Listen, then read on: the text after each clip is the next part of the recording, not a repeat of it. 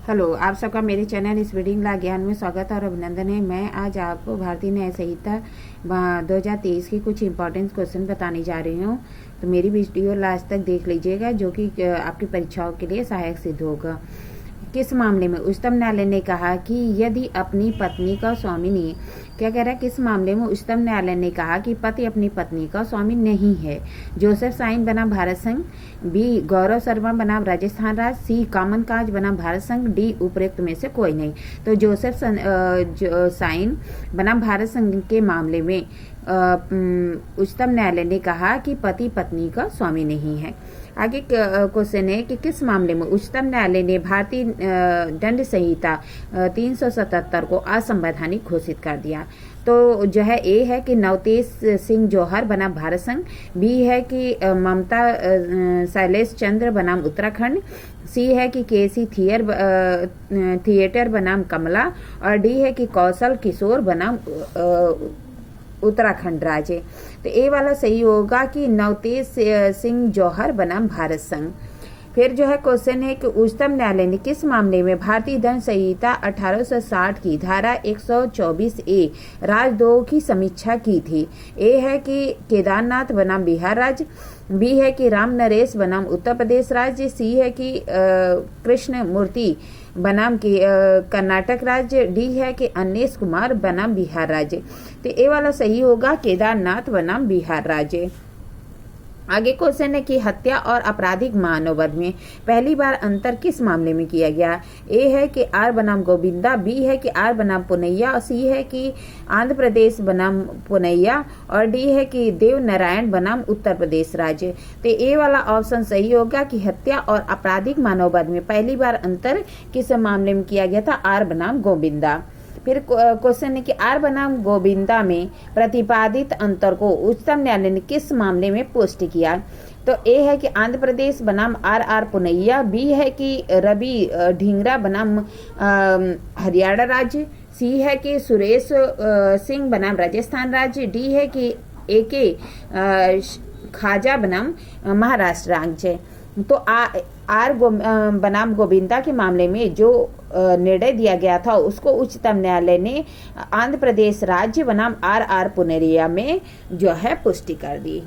फिर आगे क्वेश्चन है कि किस मामले में उच्चतम न्यायालय ने निर्धारित किया कि अपराध के दौरान भी सामान्य आशय का निर्माण हो सकता है? ए है रूपेश बनाम सिक्किम, बी है राम नरेश बनाम उत्तर प्रदेश राज्य, सी है कि शिल्पा शैलेश बनाम वरुण श्रीनिवास, और डी है कि अनूप बर्नवाल बनाम भारत संघ। तो बी वाला ऑप्शन सही होगा, राम नरेश बनाम उत्तर प्रदेश राज्य। किस मामले में उच्चतम न्यायालय ने निर्धारित किया कि अपराध करने की तत्क्षण पूर्व भी 1 मिनट पूर्व भी समान आशय बनाया जा सकता है? क्या कह रहा है?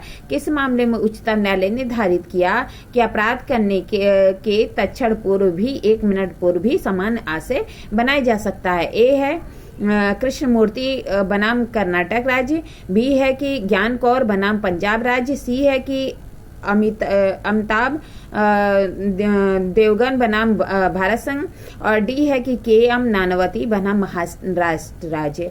तो ए वाला ऑप्शन सही होगा, कृष्ण मूर्ति बनाम कर्नाटक राज्य के मामले में कहा गया कि अपराध के तत्क्षण पूर्व 1 मिनट पूर्व भी सामान्य आशय बनाया जा सकता है। आगे क्वेश्चन है कि आत्मरक्षा एक मौलिक अधिकार है, एक आपराधिक आक्रमण के विरुद्ध एक वैध बचाव उच्चतम न्यायालय ने किस मामले में कहा? आत्मरक्षा एक मौलिक अधिकार है, आपराधिक आक्रामकता के विरुद्ध एक वैध बचाव है, उच्चतम न्यायालय ने किस मामले में कहा? ए है कि रामबाबू ठाकुर बनाम सुनील अरोरा 2000-2020, विनीता शर्मा बनाम राकेश शर्मा 2000-2020, गौरव शर्मा बनाम राजस्थान राज्य 2000-2020, अमिताभ देवगन बनाम भारत संघ 2000-2020। तो सी वाला ऑप्शन सही होगा कि आत्मरक्षा एक मौलिक अधिकार है, आपराधिक आक्रामकता के विरुद्ध एक वैध बचाव है। यह गौरव शर्मा बनाम राजस्थान राज्य 2000-2020 में डिसाइड हुआ था। फिर आगे क्वेश्चन है कि भारतीय दंड संहिता 498A का दुरुपयोग हो रहा है।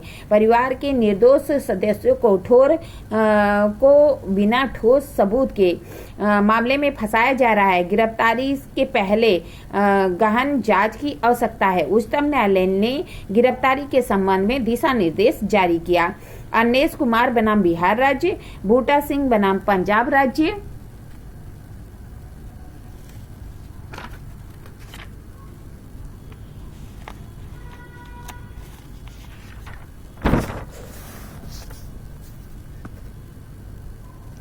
देवनारायण बनाम उत्तर प्रदेश राज्य, कृपाल सिंह बनाम उत्तर प्रदेश राज्य।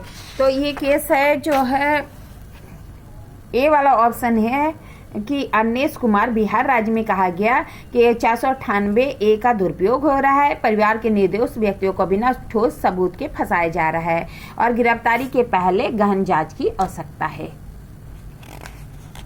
क्योंकि ये सब केस नई है, बहुत ही इम्पोर्टेंट हो सकती हैं, इसलिए थोड़ा ध्यान से देख लीजिएगा।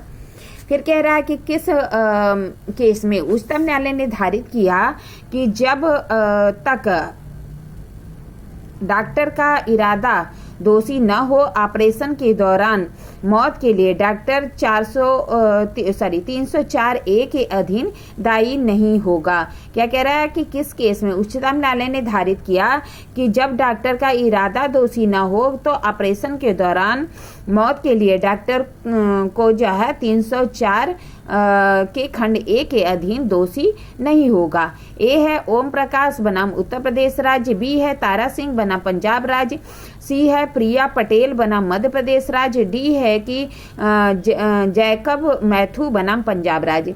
तो चूंकि जैकब मैथ्यू बनाम पंजाब राज्य है, इसमें कहा गया कि डॉक्टर का इरादा दोषी नहीं है, ऑपरेशन के दौरान मौत के लिए डॉक्टर 304A के अधीन दायी नहीं है।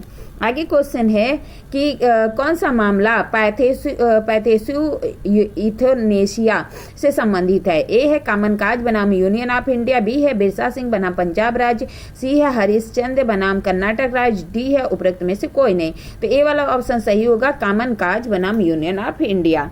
आगे क्वेश्चन है कि निम्न में से किस मामले में उच्चतम न्यायालय ने निर्धारित किया कि द फिंगर टेस्ट महिला के एकांता के अधिकार का उल्लंघन है। कह रहा है किस मामले में उच्चतम न्यायालय ने निर्धारित किया कि फिंगर टेस्ट महिला के एकांता के विरुद्ध के अधिकार का उल्लंघन है।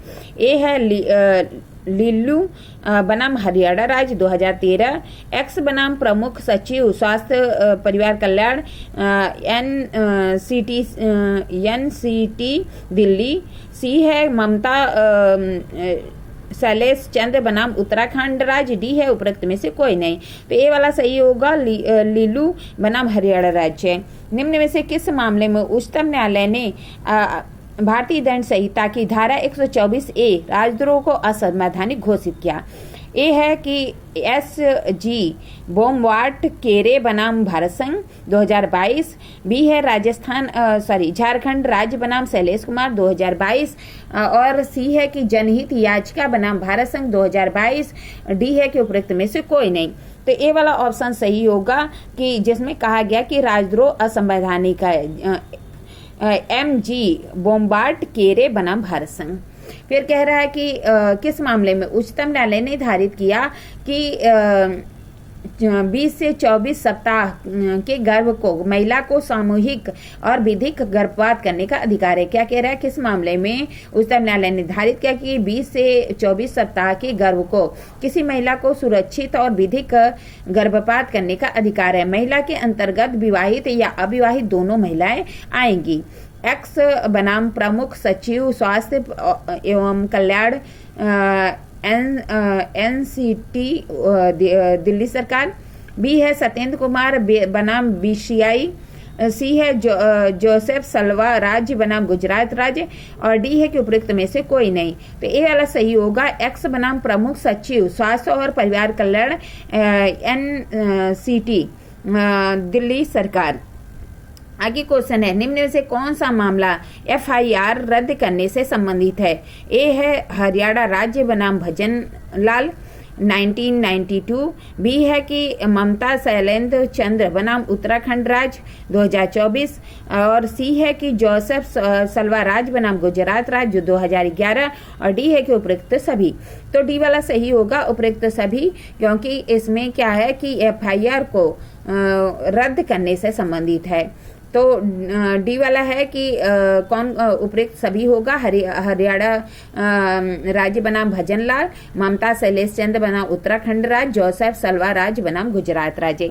आगे क्वेश्चन है कि निम्न में से किस मामले में उच्चतम न्यायालय ने निर्धारित किया कि उच्च न्यायालय चार्जशीट दाखिल करने के बाद भी एफआईआर रद्द करने की याचिका को मेरिट पर सुनवाई करके उचित आदेश पारित करता है। कह रहे हैं किस मामले में उच्चतम न्यायालय ने निर्धारित किया कि उच्च न्यायालय चार्जशीट दाखिल करने के बाद भी एफआईआर रद्द करने की याचिका को मेरिट पर सुनवाई करके उचित आदेश पारित करे। ए है हरियाणा राज्य बनाम भजनलाल, बी है कि ममता शैलेश चंद्र बनाम उत्तराखंड राज्य, सी है कि जोसेफ सलवा राज्य बनाम गुजरात राज्य, और डी है कि उपरोक्त सभी। तो ममता शैलेश चंद्र बनाम उत्तराखंड राज्य 2024 के मामले में उच्चतम न्यायालय ने निर्धारित किया कि उच्च न्यायालय